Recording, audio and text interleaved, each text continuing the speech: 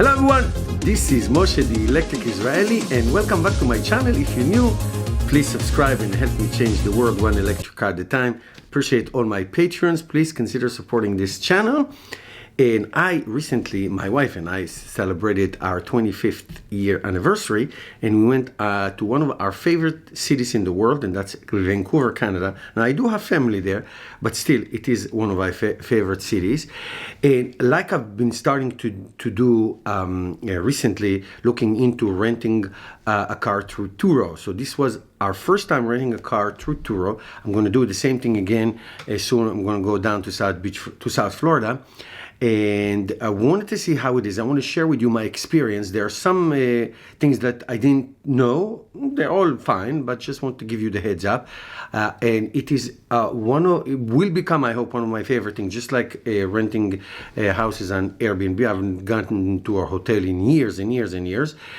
Same thing like Ubers or Lyft, other than taxi. All this ride sharing and all these people renting their stuff. It's so much nicer and so much more predictable and safe. Renting a car, I can tell you horror stories of what happened to us in airports, but leave that aside. So we went onto the Turo site, Turo.com, and you can rent anything. And of course, we want to rent an electric car. I was actually not aiming for Tesla, even though I have two Teslas. I was aiming to try to rent something else. Maybe I can make videos and this, that. But once I started to look into the charging stations, charging infrastructure, knowing that we're going to go from Whistler from Vancouver to Whistler, taking day trips, charging became a thing. And once you get to that, the Supercharging network is just unbelievably much easier, more comfortable. So I don't want to say unfortunately we rented a Tesla. Please, it's great. There's no learning curve for us, but it's just disappointing that you cannot try something else because the fast charging infrastructure is so spotty, and you have to download the apps and all that stuff, and we didn't want to do that. So we settled on a Tesla, drove around beautiful Vancouver, went to Whistler, supercharged halfway there. It was just a pleasure. So we rented a car through Turo, and when we got there, I found out that this car does not belong to a private owner. I thought it was somebody's car. It actually belonged to a very small, and I saw many of them there. That's the thing. I saw many of these kind of moms and pops rental cars. This was called Fun Car Auto. I mean, it's a regular parking lot. It has like few stores that rental cars. I would say 20, 30 cars between all of them.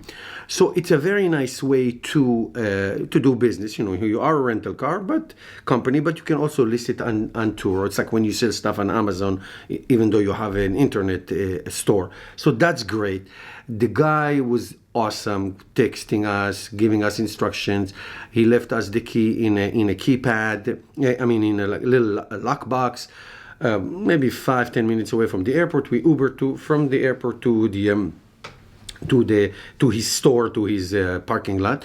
Now, we could have picked it up at the airport, but that would have cost us $45 extra. So remember that could be between $20 and $80, I saw, depending where the person lives. So sometime do your calculation. Maybe it's better to pick it up at his location but you have to pay for the Uber, so you have to do the calculation. And also, and this is something I want to tell you, if you do it through if you find out, and you can find out if this is a rental company that's listing their car on Turo, you should know that they have like office hours. So by 6 p.m., the office was closed, and we landed at 9 something, so we couldn't have that airport option. So just remember this. If it's a private owner and he's willing to drive the car to the airport and leave it somewhere in a parking lot and whatever it is. So we'll see. I think we are renting it from a private owner in Florida, and I'll tell you, I'm going to make a follow-up video to see what the difference was. So we picked it up by ourselves. We dropped it off by ourselves, put everything in the lockbox, texting with the guy. The car was great. It actually had the Chinese symbols. It was a brand new car, had 6,000 miles on it. And then we found out something, and here's another warning for you. So when we supercharged it on the way to Whistler for the first time, it was fine. We supercharged, no problem. But then after that, we got this sticker said that supercharging is not available because the car does not have it doesn't, you have to add a payment. So I assume that this car company who just had it, nobody supercharged. So once you supercharge the first time, they realize that you don't have an account with them.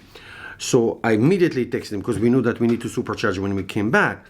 So once we did that, he of course immediately went to his app, went to his account online, and added a credit card in this way. So we charged it twice, one for $17.32 Canadian, and the second time $5.76, just like gas.